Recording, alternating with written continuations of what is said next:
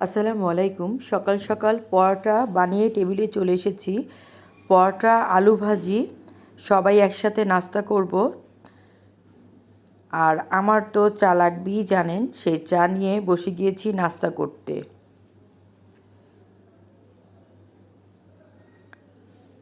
নাস্তা শেষ করে রান্নাঘরে চলে এসেছি, চিকেন কাটা হচ্ছে। এদিকে আমি সিপিএস স্টাইলে চিজ বল বানাচ্ছি।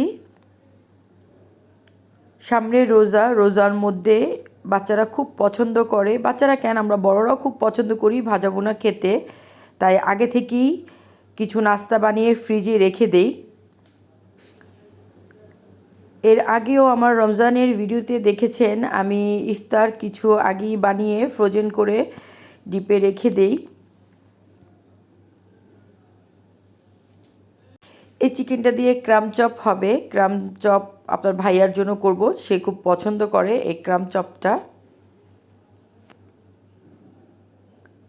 নাম আপনার ভাইয়ার, আমরা সবাই এটা খাই। যাই হোক, এটা রেডি করে তারপরে দেখাবো আপনাদের। আর এখানে কিছু চিকেন মেখে রাখছি, চিকেন স্টেপ বানাবো। চিকেন স্টেপের জন্য লম্বা লম্বা করে কেটে নিয়েছি, আরও কাটা হচ্ছে। আমি যতটুকু কেটেছি তার উপরেই মশলা দিয়ে দিচ্ছি, বাকিগুলো ধুয়ে পানি ঝরিয়ে এই মশলার মধ্যে দিয়ে দিবে।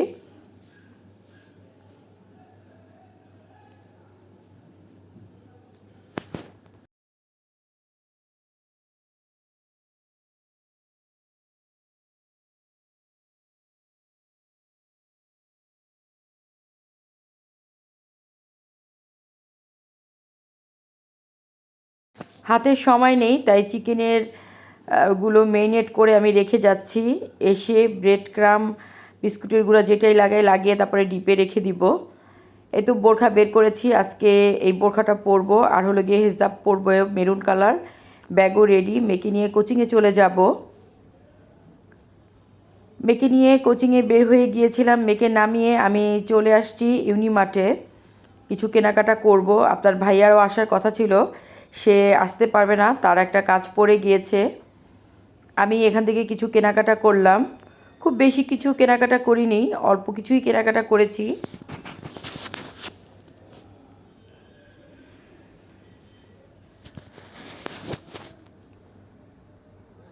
কেনাকাটা করে চলে যাচ্ছি বিলের জন্য।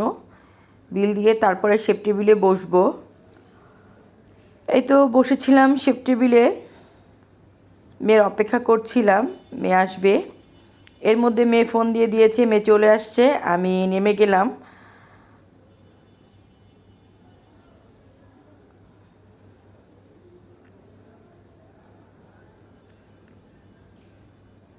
এই তো মা মেয়ে চলে যাচ্ছি নিউ মার্কেটের উদ্দেশ্যে। রাস্তা কিন্তু পুরাই ফাঁকা, একদমই ফাঁকা ছিল এই সাইডটা।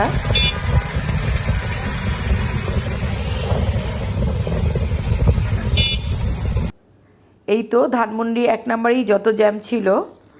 চলে আসলাম নিউ মার্কেটে, কিছু কেনাকাটা করব। যেহেতু রমজান চলে আসছে, ঈদও সামনে, টাওয়াল নিতে হবে।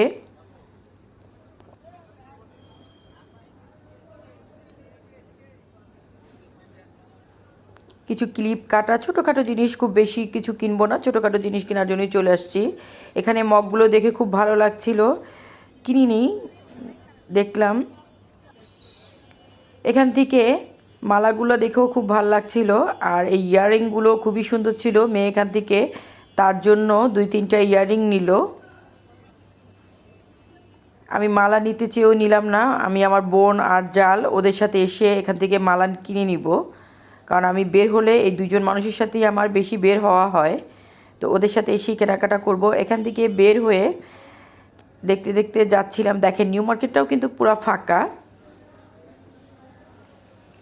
আমি আর আমার মেয়ে এই তো বের হয়ে দুইজনে এই ছোট ছোট ফুচকা খাচ্ছিলাম এই মামার দোকান থেকে। ফুচকা খেয়ে বাসার উদ্দেশ্যে রওনা দিয়ে দিলাম।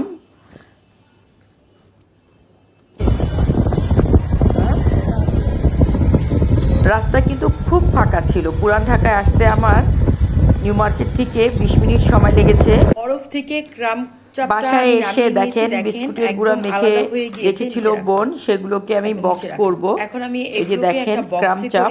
ডিপ ফ্রিজে রেখে আর খেতে এবার পারবো যেটা আমি 1 মাসের নতুনত্ব মতো। ইফতার করেছিলাম সেটা হলো গিয়ে চিকেন কাটলেট।